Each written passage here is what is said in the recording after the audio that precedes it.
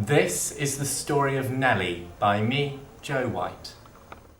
Back in the day when men were known as sad soakers, and fresh folk were almost as common as smokers.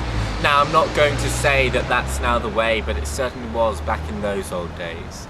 There came from Clive devotees to Bacchus, and they drank at the blacks and the packs, till from their cups brimming their heads came a swimming, and they sought to this churchyard to lay on their backs. This story is set. It was quite common for a churchyard to be used all throughout the day. It wasn't just a place for burying the deceased. Children would come here to play leapfrog over the stones.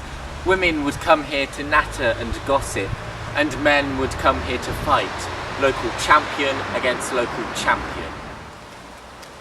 But as night would settle over the churchyard, a very different story would be painted. Men would stagger through here drunk, intoxicated from their night out at the pubs, and some would be in no fit state to return home, and so they would sleep on or under the stones. But this is no story of one man. This is the story of Nellie, as I'm going to tell thee. One night she drunk enough ale to quite fill her what? Pay for a bed to lay down her grey head.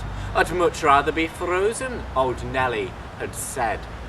So quite oft here she came, all weathers the same, and without murmur or moan she slipped under the stone, and she slept, and she slept. And as the clock struck 12, Nellie awoke with a fright. She looked over to the iron-cast gates, where she saw not one, not two, not three, not four, but 5 dark figures.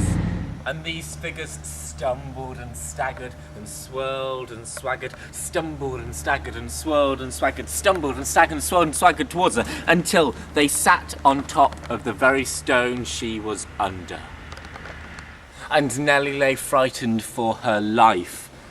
But she listened in to what they were saying, and she heard a name she recognised, and being an old woman, she saw an opportunity for gossip. But as that story changed from a river to a trickle to a drip to a drop to nothing, Nellie had got her gossip for the next day, but she hadn't quite had her fun yet.